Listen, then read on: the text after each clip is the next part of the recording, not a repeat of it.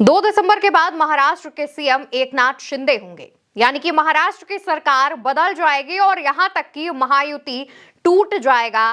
भाजपा से एकनाथ शिंदे अपना समर्थन वापस ले लेंगे और भाजपा की सरकार गिर जाएगी। जी हां दोस्तों, बिल्कुल ठीक सुना आपने। और इस बात के संकेत 2 बयानों से मिलने लगे हैं जो एकनाथ शिंदे की पार्टी की तरफ से दिए गए हैं। पहला बयान शिंदे के बेटे श्रीकांत का है, जिसमें श्रीकांत का कहना है 2 दिसंबर के बाद गठबंधन रखना है या नहीं, ये देखा जाएगा।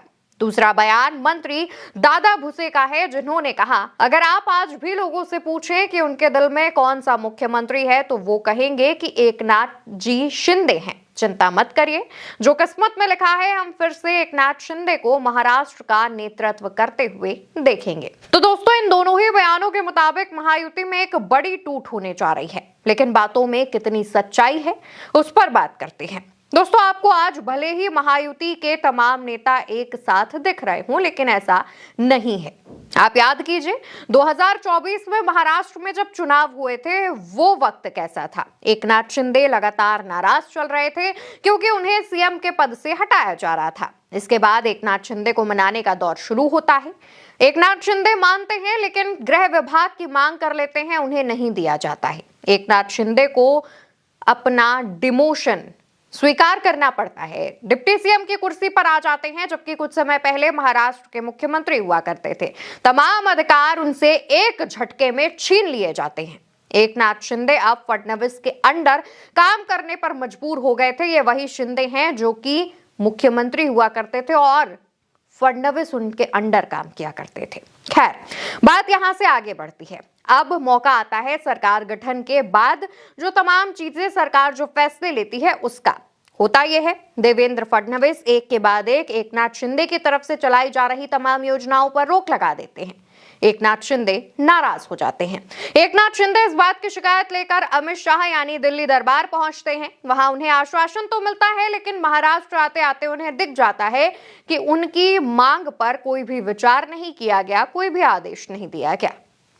ऐसे ही शिंदे नाराज चलते हैं। भाजपा शिंदे की नाराजगी भाप जाती है और समझती है कि अगर शिंदे नाराज रहे और बीएमसी के चुनावों से पहले शिंदे ने अपना हाथ खींच लिया तो भाजपा बुरी तरीके से फंस जाएगी।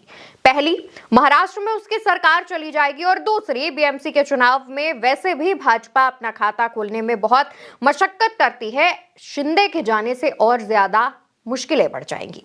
होता यह है कि शाह की तरफ से निर्देश दिए जाते हैं फडणवीस को कि मैनेज कीजिए, चीजें देखिए, थोड़ा आप मानिए, थोड़ा उन्हें मनाइए। मामला धीरे धीरे सेटल होता है, लेकिन नाराजगी का दौर शुरू रहता है। शिंदे कई बैठकों में नहीं जाते हैं और फडणवीस भी शिंदे को लेकर के तरीके से जो एक संदेश देने की कोशिश है वो करते रहते हैं, मनाने की कोशिश करते रहते हैं। मौका आता है बीएमसी के चुनावों का। उससे पहले एकनाथ शिंदे ये बयान दे चुके थे और कह चुके थे कि जो पार्टी में तोड़फोड़ है वो ना की जाए, क्योंकि शिंदे ये जानते हैं कि अगर भाजपा किसी को साथ लेकर पार्टी तोड़वा सकती है तो उस व्यक्ति की पार्टी तोड़ भी सकती है। लेकिन एकनाथ शिंदे की इस मांग को भाजपा नहीं मानी। भाजपा ने शिंदे की ही पार्टी के खेमे में घुसपैठ कर दी। एकनाथ शिंदे के जो बेटे हैं श्रीकांत शिंदे, उनके तमाम करीबियों को अपने खेमे में ले गई। इसका नतीजा ये हुआ कि एकनाथ शिंदे नाराज हो गए। एकनाथ शिंदे को लगने लगा कि पहले महाराष्ट्र में सीएम की कुर्सी जाने के बाद अब बीएमसी के चुनाव भी कहीं हाथ से ना निकल जाए। इस वजह से एकनाथ शिंदे ने अपने तीखे तेवर दिखाने शुरू कर दिए। बीएमसी का चुनाव महाराष्ट्र में सबसे महत्वपूर्ण चुनाव होता है। किसी भी राज्य की विधानसभा चुनाव के बराबर महाराष्ट्र का बीएमसी चुनाव होता है, यानी निकाय चुनाव होता है। एकनाथ शिंदे अब बीएमसी चुनावों के दौरान कई ऐसी सीटें हैं जिसमें भाजपा के खिलाफ चुनाव लड़ रहे हैं, गठबंधन के साथ नहीं लड़ रहे हैं। और एकनाथ शिंदे ऐसे में एनसीपी शरद पवार गुट के करीबी होते जा रहे हैं। एकनाथ शिंदे भी वैसे भी शरद पवार को अपना राजनीतिक गुरु मानते हैं। ऐसे में एकनाथ शिंदे का शरद पवार के साथ जाना, कई सीटों पर एकनाथ शिंदे का निकाय चुनाव के लिए कांग्रेस से गठबंधन करना, यह दर्शाता है कि एकनाथ शिंदे विपक्षी नेताओं के भी काफी करीबी हैं। और एकनाथ शिंदे वो पावर होल्ड करते हैं कि अगर हाथ पीछे खींचे तो सरकार गड्ढे में। और वही एकनाथ शिंदे कर भी रहे हैं। एकनाथ शिंदे का जिस तरीके से निकाय चुनावों में भाजपा के खिलाफ बयान देना, भाजपा की बैठकों में ना जाना, लगातार अमित शाह से मुलाकात करना, उनसे नाराजगी जताना, यह बताता है कि शिंदे की नाराजगी अगर बढ़ती रही तो मैनेज करना मुश्किल होगा और महाराष्ट्र में वैसा ही कुछ खामियाजा देखने को मिलेगा जैसा 2022 में देखने को मिला था, जब भाजपा के कहने पर एकनाथ शिंदे ने शिवसेना से बगावत करके पार्टी तोड़ ली थी। तो दोस्तों, निकाय चुनाव के दौरान शिंदे लगातार विपक्षी खेमे के नेताओं में संपर्क में भी हैं। ऐसे में अगर एकनाथ शिंदे महाविकास अघाड़ी यानी विपक्षी गठबंधन के साथ जा करके मिल जाते हैं और सरकार को समर्थन दे देते हैं तो महाराष्ट्र में फिर 2022 जैसी चीजें दोहराती हुई दिख सकती हैं।